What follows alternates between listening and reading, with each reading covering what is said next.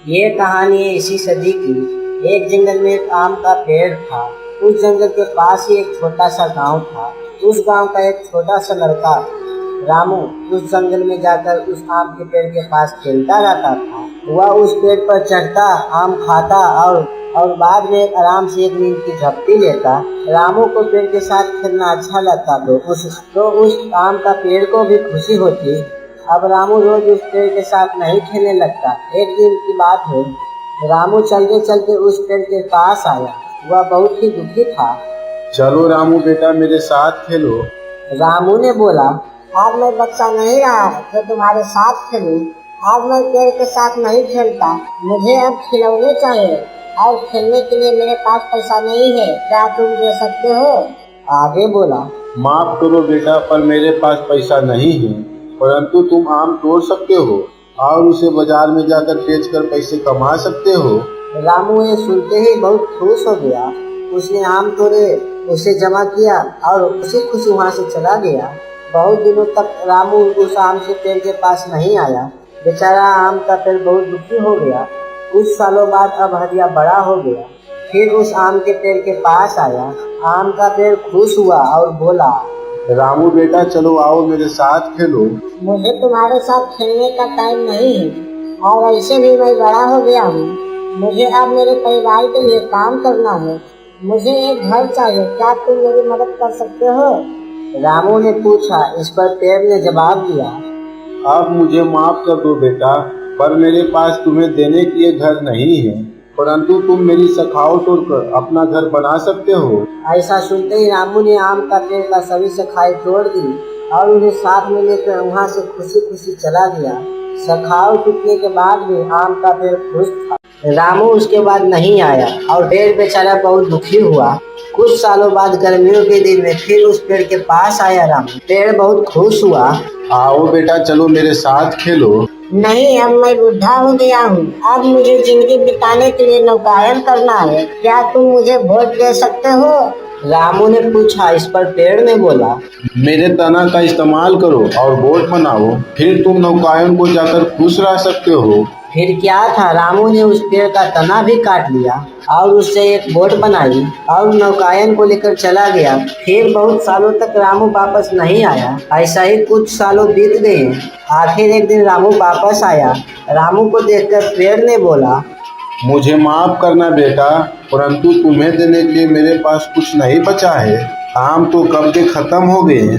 हरिया ने बोला, कोई बात नहीं, अब मेरे दांत भी तो नहीं है आम खाने के लिए। पेड़ बोला, तुम्हें खेलने के लिए अब शाखाओं भी तो नहीं है। पर अब मैं भी तो बूढ़ा हो गया हूँ शाखाओं पर चढ़ने के लिए। रामू ने जवाब दिया। इस पर पेड़ ने बोला, मेरे पास सचमुच कुछ नहीं बचा है तुम्हें देने के लिए, बस ये मरने वाली बलि बची है बस। आम का पेड़ रोने लगा। अब मुझे किसी भी चीज की जरूरत नहीं है, अब मैं थक गया हूँ, बस आराम करना चाहता हूँ। हरिया बोला। इस पर पेड़ बोला, फिर तो अच्छा है, पेड़ की जड़ें आराम करने की ये सबसे अच्छी जगह होती है। आओ मेरे पास बैठो और आराम करो। रामू नीचे बैठा। आम का पेड़ खुश हुआ और वह रोने लगा। दोस्तों, ये कहानी हमारे दिल को छू लेती है कि कैसे एक पेड़ हमारे जीवन में बस जता ही रहता है और लोग उस बात की कदर नहीं करते हैं। पेड़ हमें हवा और फल देता है, लकड़ियाँ देता है। हम लोग उन्हें बेरहमी से हमारे फायदे के लिए उसे काट देते हैं और वापस कुछ नहीं देते हैं। दोस्तों, आपसे गुजारिश है कि आप नया पेड़ नहीं लगा सकते तो कम से कम उन्हें काटो मत। बहुत समय पहले की बात है, हिमालय के जंगल में एक जादुई आम का पेड़ था। उस पर बहुत ही अच्छे आम लगे रहते थे। उस आम की खासियत थी, जो भी चिड़िया उस आम खाती थी और भी ज्यादा सुंदर हो जाती थी। लेकिन वो पेड़ काफी ज्यादा घमंडी था, जिसके कारण उसके पास सभी लोग नहीं आ पाते थे। वो पेड़ सिर्फ अमीर चिड़ियाओं के ही आम दिया करती थी। गरीब चिड़ियाओं को अपने पास आने से मना कर देती थी। उस जंगल में एक गरीब बदसूरत चिड़िया रहा करती थी जिसका नाम सोनी था। एक दिन वो आम लेने आती है। पेड़ भैया, मुझे एक आम दे दो। बहुत समय से मेरी शादी नहीं हो रही है क्योंकि मैं बहुत गरीब हूँ और बदसूरत हूँ। अरे हट हट बदसूरत चिड़िया, मैं तुझे आम नहीं देने वाला हूँ, चली जा यहाँ से। मेरी एक दोस्त ने तुम्हारे बारे में बताया था, मैं तुम्हारे पास बहुत आशा लेकर आई हूँ। बस मुझे एक आम दे दो। खुद की शक्ल देखिए आईने में, मैं तुझे एक भी आम नहीं दूंगा। वैसे भी तुम जैसी चिड़ियाओं से नफरत है, चली जा यहाँ से, वरना तेरी बदसूरत मेरी में आ जाएगी। मुझे निराश मत करो, मैं तुम्हारे पास बहुत आशा लेकर आई हूँ। मेरी शादी नहीं हो रही है और मेरे मम्मा और पापा शादी के लेकर बहुत ज्यादा ही परेशान हैं। मैं उनसे ये दुख नहीं देख सकता। मुझे एक आम दे दो ना। नहीं नहीं, मैं तुझे आम नहीं दे सकता।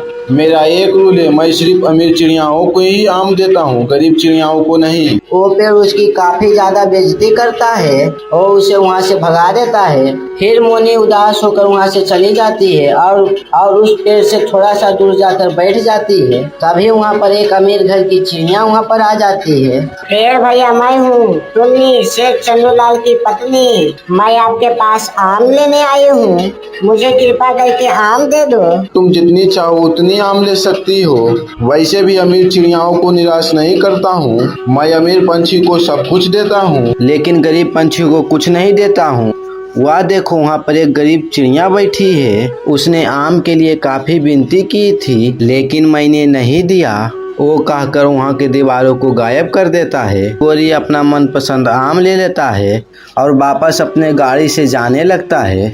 सोनी चिड़िया ये सब कुछ देख रही थी। क्यों ना इस गोरी से कुछ आम मांगू, तो ये तो बहुत अमीर है, ये मुझे दे सकता है। ये सोचकर मोनी चिड़िया उस गाड़ी का पीछा करने लगती है।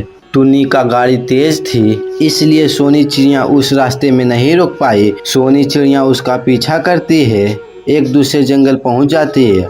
फिर टुनी चिड़िया गाड़ी से निकलता है और पेड़ के नीचे बैठ जाती है। फिर ये सब सोनी चिड़िया देख रही थी। टुन्नी एक सुंदर सी चिड़िया में बदल जाती है। अरे ये क्या, ये टुन्नी तो अभी कैसी थी और अभी कैसी हो गई? ये कैसे हुआ?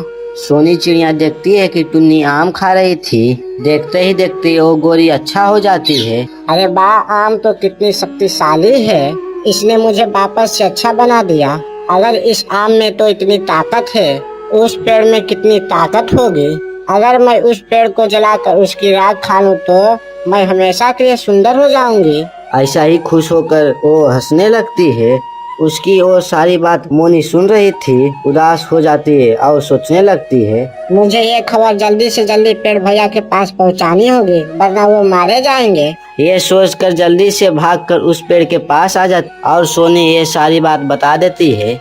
बस कर चिड़िया, मुझे पता है तुम उस चिड़िया से जलती है। मुझे पता है तुम उसकी चुगली करके मेरी दोस्त बनना चाहती है, जिससे मैं तुझे एक आम दे दूं। लेकिन चिड़िया, मैं तुम्हारे इस चाल से नहीं फंसने वाली हूँ, यहाँ से चली जा। फिर मोनी उदास होकर वहाँ से चली जाती है।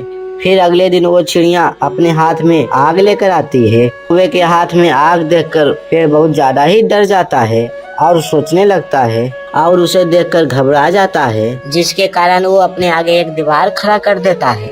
लेकिन वो दीवार वो चिड़िया के एक बार से टूट जाती है। फिर पेड़ के दिमाग में वो सोनी चिड़िया के बातें चली जाती है, जो सारी बातें सोनी चिड़िया ने बताई थी। मुझे कल उस चिड़िया के बात पर विश्वास कर लेना चाहिए था, लेकिन मैंने उसे डराकर भगा दिया। फिर पेड़ और भी ज्यादा डरने लगता है। तभी वहाँ पर सोनी चिड़िया अपने हाथ में 2 कुल्हाड़ी लेकर आती है। उन दोनों कुल्हाड़ी से एक कुल्हाड़ी उस चिड़िया पर फेंक देती है।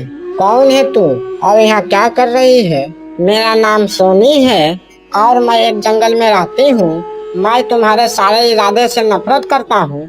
मुझे पता है कि तू इस पेड़ को काट कर इसकी राख खाना चाहती है, जिससे तुझे काफी बुढ़ापा ना आ पाए। मैं तुझे ये काम नहीं करने दूंगा। फिर सोनी दूसरा कुल्हाड़ी उस पर फेंक देता है और उस चिड़िया के ऊपर एक आग भी फेंक देता है। तो फिर सोनी से काफी ज्यादा मदद मांगता है। मुझे माफ कर दो, मैं तुमसे ऐसा गलती कभी नहीं करूँगा। गरीब चिड़ियाओं को आम दूंगा, गरीब चिड़ियाओं को मदद करूँगा। दूर किसी जंगल में टुन्नी चिड़िया अपने बेटा टुन्ना के साथ रहती थी। उसी जंगल में कबूतर और चील भी रहती थी। एक दिन चील और कबूतर टुनी चिड़िया के घर आती है। तुम दोनों का भोजन और मुझे खाकर बताओ कि ये भोजन कैसा बना। फिर चील और कबूतर टुनी चिड़िया का बनाया हुआ भोजन खा लेते हैं। वाह वाह टुनी चिड़िया, क्या स्वादिष्ट भोजन बनाया था। हमने खाकर तो मजा ही आ गया। मेरे मुंह से तो ये भोजन का स्वाद ही नहीं जा रहा है। कबूतर तुम भी टुनी चिड़िया से कुछ सीखो कि टुनी चिड़िया कितना स्वादिष्ट भोजन बनाती है। चील जी, मैं आपके लिए कितना भी स्वादिष्ट भोजन बना दूं, परंतु आप मेरे बनाया हुआ भोजन अच्छा नहीं लगता है। नहीं कबूतर, तुम गलत बात कर रही हो। शादी के बाद आज तक तुमने मुझे कभी मजेदार भोजन नहीं खिलाया। तो फिर ठीक है चील जी, आज के बाद टुनी चिड़िया का बनाया हुआ भोजन खाएंगे। आज के बाद कभी नहीं खाना बनाऊंगी। अरे रुको रुको कबूतर और चील, तुम दोनों बिना वजह से क्यों लड़ने लगे? ये लड़ाई करनी अच्छी बात नहीं होती है। टुनी चिड़िया चील जी से कह दो कि वो हर समय मेरी बुराई ना करे। कबूतर, जो सच होता है मैं वही कहती हूँ। मैं किसी की बुराई नहीं करता हूँ। बस इसी तरह कबूतर और टुनी चिड़िया की पारिवारिक दोस्ती अच्छा नहीं होती है। मम्मा, मैं अब बड़ा हो गया हूँ, मुझे बाहर जंगल की ओर सैर करनी है और अब तो मुझे उड़ना भी आ गया। बस आप मुझे अब मना नहीं कीजिएगा। जग्गू बेटा, फिर वही जिद, मैंने कहा ना अभी तुम बहुत छोटे हो। अगर तुम्हें उड़ना भी आ गया तो हमारे जंगल के रास्ते को कुछ पता नहीं है। अरे मम्मा, मुझे सब पता है। आप दोनों मुझे बुद्धू मत समझो, मैं बहुत ही ज्यादा चालाक हूँ। हाँ कबूतर, मेरा बेटा बिल्कुल ही ठीक कह रहा है। मेरा बेटा बिल्कुल मुझ पर गया है। एकदम चालाक जग्गू, तुम्हारा मम्मा ठीक कह रही है। अभी तुम काफी ज्यादा छोटे हो। तुम्हें अभी घर से बाहर बिल्कुल भी जाना नहीं चाहिए, क्योंकि तुम अभी अच्छे से रास्ते भी नहीं पता है। चील और कबूतर की बात सुनकर जग्गू काफी ज्यादा उदास हो जाता है। मम्मा और पापा जो भी कहें, लेकिन मैं बाहर तो जरूर जाऊंगी। कबूतर जी, आप जग्गू कौवे को छोड़ो, मेरी बात सुनो। कल हम सबको आपके भाई के घर पर जाना है, क्योंकि उसने बुलाया है। अरे हाँ कबूतर, ये मैं तो भूल ही गया था। कल हम सबकी दावत हमारे भाई के घर पर है। जग्गू, कल हमें तुम्हारे चाचा के घर पर जाना है।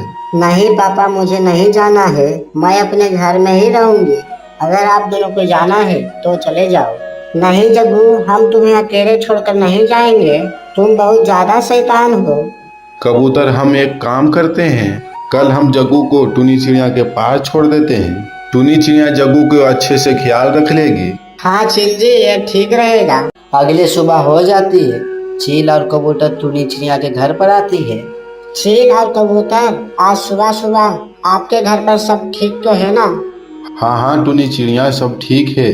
मैं और कबूतर मेरे भाई को मिलने दूसरे जंगल जा रहा हूँ। हम कल वापस आएंगे, परंतु ये जग्गू हमारे साथ जाने को राजी नहीं हो रही है, इसीलिए हमने इसे तुम्हारे पास छोड़ने आए। टुनी चिड़िया, ये जग्गू बहुत ही शैतान है। तुम इसका अच्छे से ख्याल रखना और इसे तुम घर से बाहर बिल्कुल भी जाने नहीं देना। कबूतर और चील, आप जग्गू की बिल्कुल भी चिंता मत करें। मैं जग्गू की बहुत अच्छे से ख्याल रखूंगी। अच्छा चलो टुनी चिड़िया, अब मैं चलते हैं। कल सुबह तक हम वापस आ जाएंगे। बस ये कहकर कबूतर और चील दूसरे जंगल चले जाते हैं। जग्गू, तूने सुना तुम्हारे मम्मी ने क्या कहा कि तुम घर से बाहर बिल्कुल भी नहीं जाना? आंटी, मुझे पता है कि मुझे घर से बाहर बिल्कुल भी नहीं जाना है। आप बिल्कुल भी चिंता ना करें। फिर अचानक आसमान में काले काले बादल छा जाते हैं और थोड़े ही देर में तेज बारिश शुरू हो जाती है। अरे वाह, कितने दिनों के बाद हमारे जंगल में बारिश हो रही है। अब दोबारा से हमारा जंगल हरा भरा हो जाएगा। वाह भाई वाह, आज तो बारिश हो रही है। बारिशों में बाहर घूमने में बहुत मजा होते हैं। मुझे किसी भी तरह टुन्नी आंटी को चकमा देकर घर से बाहर जाना ही होगा। पर मैं ऐसा क्या करूं कि टुन्नी आंटी मुझे घर से बाहर जाने दे और मैं बारिश में जाकर खुशी से नहाऊं। अरे भाई जग्गू कौवे, तुम क्या सोच रहा है? देखो जंगल में तेज बारिश हो रही है। मुझे तो बहुत ज्यादा अच्छा लग रहा है। परंतु टुन्नी आंटी, मुझे कुछ भी अच्छा नहीं लग रहा है, क्योंकि मुझे इस समय बहुत तेज भूख लग रही है और मुझे भोजन में गाजर का हलवा खाना है। गाजर का हलवा? परंतु जग्गू, मैं इस समय तुम्हें गाजर का हलवा कहाँ से ला कर दूँ? अभी बारिश रुकने के बाद मैं तुम्हें कहीं से अच्छा सा गाजर का हलवा ला कर दे दूंगे। नहीं नहीं, मुझे अभी के अभी गाजर का हलवा खाना है, वरना मैं मम्मा और पापा से आपका शिकायत करूंगी। अच्छा भाई जग्गू, तुम ज्यादा ही गुस्सा मत करो। मैं तुम्हें अभी गाजर का हलवा ला कर दे देती हूँ, और वो भी बुलबुल बहन के पास से। तो फिर जल्दी जाओ टुनी आंटी और जाकर मेरे लिए गरम गरम गाजर का हलवा ले आओ। मैं तो जा रही हूँ, परंतु तुम घर से बाहर बिल्कुल भी जाने का कोशिश मत करना। बस ये कहकर टुनी चिड़िया बुलबुल बहन के पास गाजर का हलवा लाने चली जाती है।